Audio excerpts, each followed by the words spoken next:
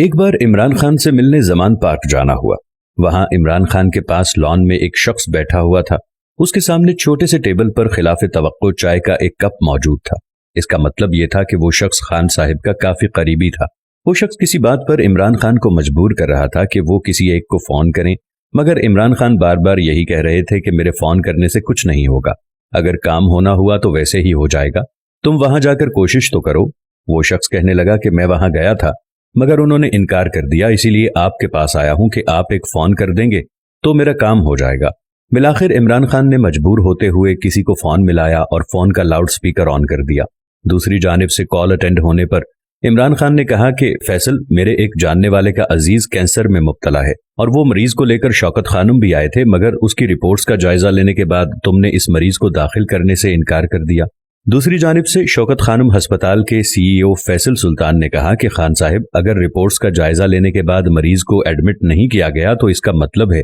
کہ کینسر کا یہ مریض بیماری کی اس سٹیج پر ہوگا جہاں اب اس کا علاج شوکت خانم سمیت کہیں بھی ممکن نہیں ہوگا۔ اس پر عمران خان نے کہا کہ جن کا یہ مریض ہے وہ میرے پاس بیٹھے ہوئے ہیں اور یہ شوکت خانم کے ریگولر ڈونر یعنی چندہ دینے والے ہیں اور ہر سال ڈونیشن دیتے ہیں، کیا ہم ان کے لیے کچھ کر سکتے ہیں؟ سی ای او فیصل سلطان نے کہا کہ خان صاحب، یہ پالیسی آپ ہی کی بنائی ہوئی ہے کہ ہم نے کسی کے کپڑے یا رنگ دیکھ کر علاج نہیں کرنا، بلکہ ہر اس شخص کی جان بچانی ہے جس کا علاج ممکن ہو، تو اس لیے میں تو اب معذرت ہی کروں گا۔ البتہ آپ چاہیں تو یہ پالیسی تبدیل کر کے ان کے مریض کو داخل کر سکتے ہیں اور مزید جتنے ڈونرز ہیں ان کے لیے بھی کوٹا رکھ دیتے ہیں تاکہ ان کے مریض بھی فائدہ اٹھائیں۔ یہ بات سن کر عمران خان کچھ مضطرب ہوئے اور اس سے پہلے کہ کچھ کہتے کہ اچانک وہ شخص اپنی جگہ سے اٹھ کر خان صاحب کی جانب آیا اور کہا، خان صاحب فون بند کر دیں۔ عمران خان نے فون بند کر دیا تو اس شخص کے چہرے پر انکار سننے کے باوجود ایک جوش تھا۔ اس کی آنکھوں میں ہلکی سی نمی محسوس ہو رہی تھی، مگر وہ جب بولا تو وہاں موجود ہر شخص حیران رہ گیا۔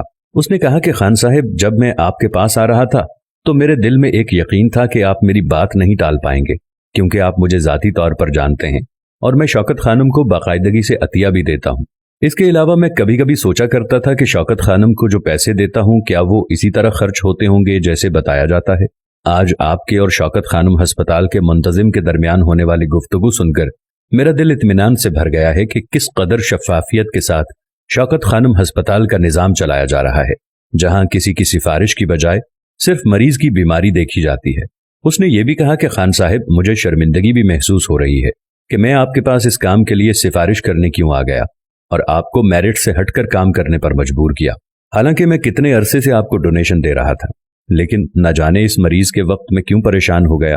اور میں آپ سے سفارش کرنے آ گیا، حالانکہ مجھے معلوم تھا کہ ایسا ممکن نہیں ہے، لیکن میرے دل نے کہا کہ چلو اتنا عرصہ بعد دیکھتے ہیں کہ کسی ادارے کا نام جو اتنا مشہور ہو چکا ہے اس کو چیک کرنے میں کیا حرج ہے۔ چنانچہ میں اس کو چیک کرنے بھی آ گیا اور چیک کرنے کے ساتھ ساتھ مجھے یہ بھی یقین ہو گیا کہ میرا یہ ادارہ دنیا کا نمبر 1 ادارہ ہے۔ یہاں پہ نہ کوئی سفارش چلتی ہے، نہ کسی کی ذات کو دیکھا جاتا ہے، یہاں پر دیکھا جاتا ہے تو فقط صرف بیماری کو دیکھا جاتا ہے۔ خان صاحب، میں آپ کی عظمت کو سلام پیش کرتا ہوں کہ آپ نے میرے سمیت دنیا بھر میں ہمارا پاکستانیوں کا سر فخر سے بلند کر کے رکھا ہوا ہے۔ دوستو، خان صاحب سے سیاسی اختلافات ضرور کیا جا سکتا ہے، لیکن حق اور سچ بات بھی ضرور کرنی چاہیے۔ جزاک اللہ۔